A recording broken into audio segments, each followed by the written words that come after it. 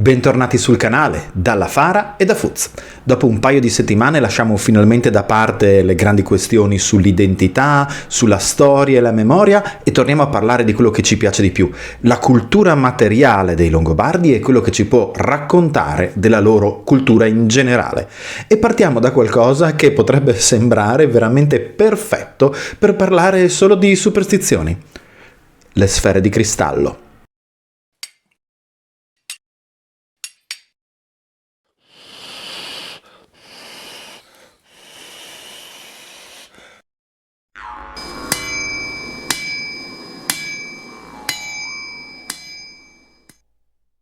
Come sempre, bentornati sul canale. Se non l'avete ancora fatto, vi invito a iscrivervi e a cliccare sulla campanellina per essere aggiornati e per aiutarci. Se volete supportarci in altro modo, in descrizione trovate come diventare Patreon e abbonati, e poi rimane sempre l'opzione dei super grazie, come Fuferito ci ricorda sempre, e non per nulla c'è l'hype per spingere il video se vi interessa, in modo che raggiunga altri utenti che magari l'algoritmo non toccherebbe, ma che potrebbero, a vostro parere, essere interessati da questo contenuto. Un'ultimissima parentesi prima di partire: quando guarderete questo video, cioè probabilmente dopo lunedì 20 aprile, il giorno precedente io e Kimba, cioè il membro più anziano e il membro più giovane della Fara, avremo trascorso il pomeriggio al Museo Archeologico Nazionale di Cividale del Friuli. Fa parte di un progetto all'interno dell'accordo di collaborazione ufficiale fra l'Associazione La Fara e il Museo Archeologico Nazionale di Cividale del Friuli per le nostre didattiche. Porteremo cioè le nostre didattiche in abito storico una volta al mese, una domenica, dentro le sale del museo.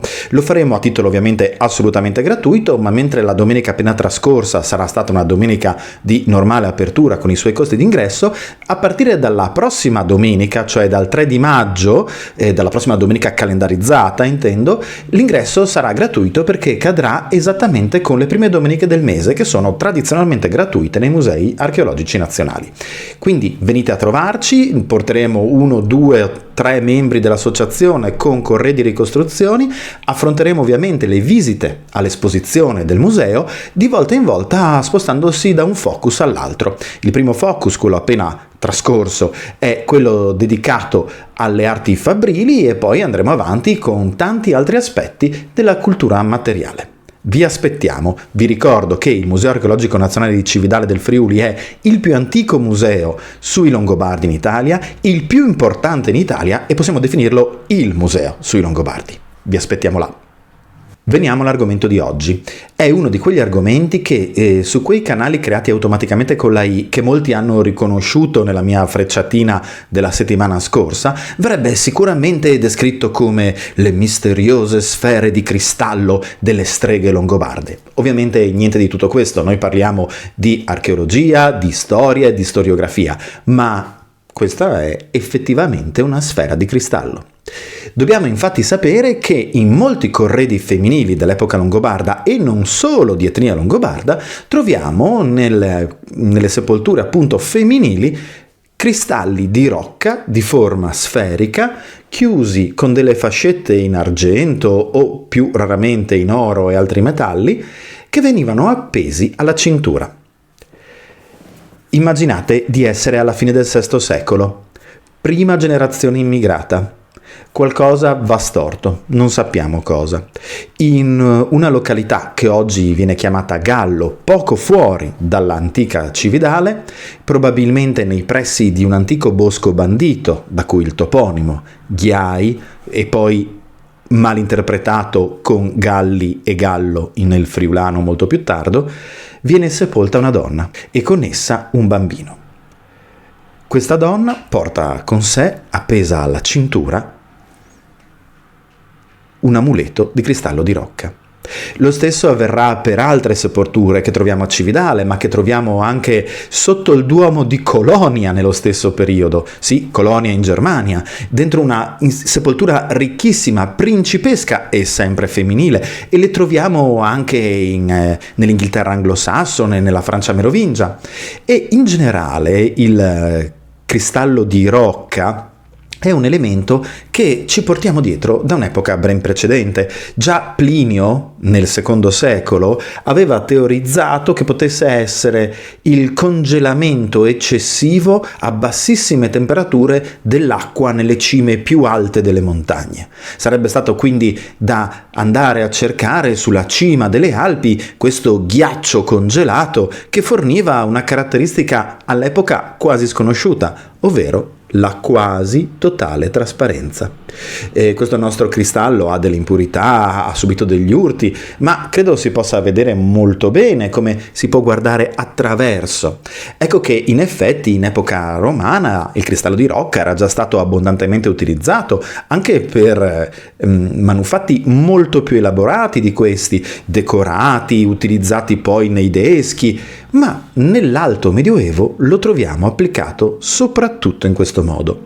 Non solo in questo modo e non solo nelle sepolture femminili, tanto che addirittura il reliquiario di Carlo Magno, in cui veniva conservata quella che doveva essere un pezzo della vera croce, aveva appunto uno strato di cristallo di rocca, probabilmente per permettere la visione della reliquia.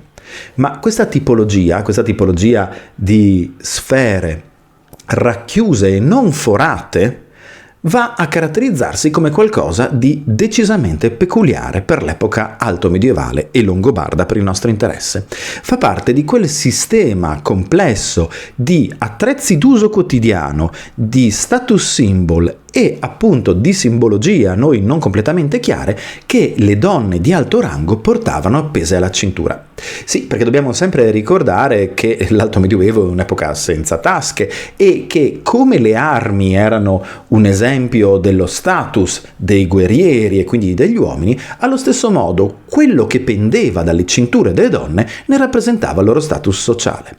E quindi possiamo vedere su queste necropoli all'interno dei corredi femminili cesoie, addirittura spesso con contenitori in legno, possiamo vedere coltellini d'uso decorati elegantemente con lamine d'argento sui foderi e sulla cinturina di sospensione, possiamo vedere ovviamente le fibule a staffa di cui abbiamo già parlato così tanto e che sono uno dei simboli dell'epoca, e possiamo vedere poi tutta una serie di oggetti che di utile non avevano nulla.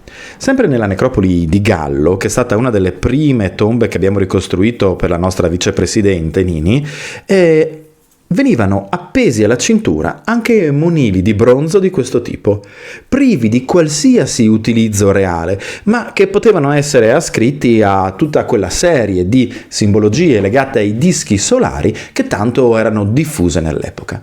E poi appunto, accanto a questi dischi, accanto a questi manufatti, in altri contesti come a Spilamberto, accanto a conchiglie oceaniche, comparivano le nostre sfere di cristallo. Sull'ipotesi del significato di queste sfere di cristallo purtroppo possiamo solo congetturare. Abbiamo gli antichi trattati antichi, ma nel senso proprio classico del termine, di Plinio, di epoca romana, abbiamo poi tutti i trattati in realtà anche tardo antichi e alto medievali, però di cultura bizantina, legati a come venissero interpretate questo genere di pietre semipreziose, ma non possiamo sapere con certezza se questa interpretazione fosse condivisa dalla cultura longobarda.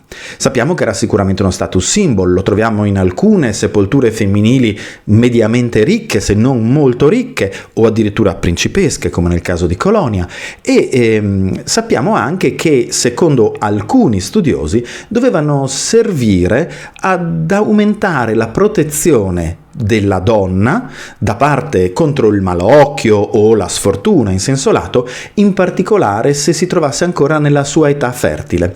Una delle ipotesi infatti è che dovesse deviare le influenze negative e proteggere la futura puerpera da eventuali incidenti che avrebbero impedito di procreare.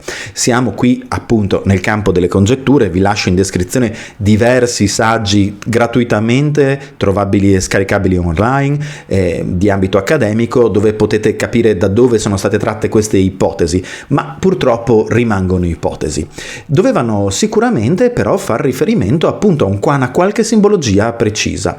C'erano altre pietre più preziose di queste, c'erano monili in oro e in argento. Perché portare una simbologia così peculiare e tra l'altro lavorata in questo modo? Ci sono altri pezzi dello stesso periodo, nello stesso materiale, che vengono forati. Non era quindi una questione di incapacità tecnica. I Longobardi erano perfettamente in grado di forare il cristallo di rocca. Ne troviamo quindi in vaghi di collana. Anche nella tomba 5 della necropoli di Gallo, quella della donna col bambino di cui abbiamo parlato, c'è un vago di collana di questo tipo poggiato vicino proprio al bambino, insieme a un bacile copto, però non di questa tipologia. Il nostro fa riferimento alla tomba 24 di Santo Stefano in Pertica, e quello della tomba 5 di Gallo invece è la tipologia perlinata, che è probabilmente ancora più antica, ma resta il fatto che abbiamo diverse prove della capacità di lavorazione di questo materiale da parte dei Longobardi e delle popolazioni germaniche in genere.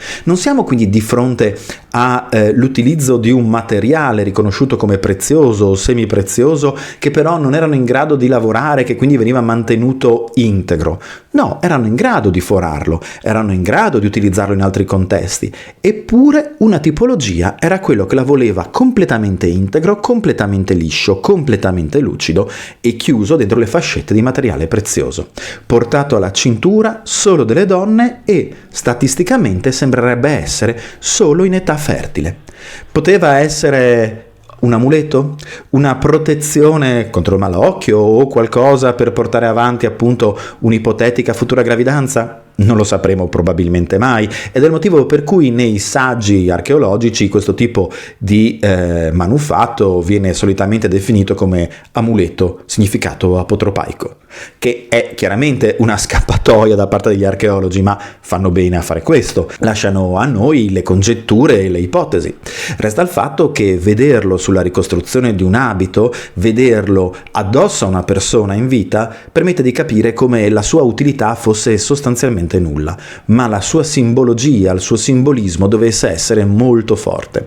Il nostro caro amico Matt Bunker dei Wulfednas, gruppo che voi sapete io giudico il miglior gruppo alto medievale in circolazione, in passato, durante una delle sue visite al Museo Archeologico Nazionale di Cividale del Friuli, durante il nostro evento Anno Domini 568, è riuscito ad accendere un fuoco utilizzando proprio questo cristallo come una lente, ma sicuramente non doveva essere questo l'utilizzo principale. Che poi potesse venire utilizzato per anche questo genere di cose, o addirittura secondo alcuni come una forma di ingrandimento, tutto è possibile, ma in realtà siamo veramente di fronte a un simbolismo religioso o superstizioso, ma credo che la differenza fra religione e superstizione sia nell'occhio di chi giudica le abitudini di una popolazione. Doveva essere appunto qualcosa di condiviso, di riconosciuto, di attribuibile specificatamente al contesto femminile, al contesto fertile femminile, e che doveva avere con sé un valore chiaramente positivo.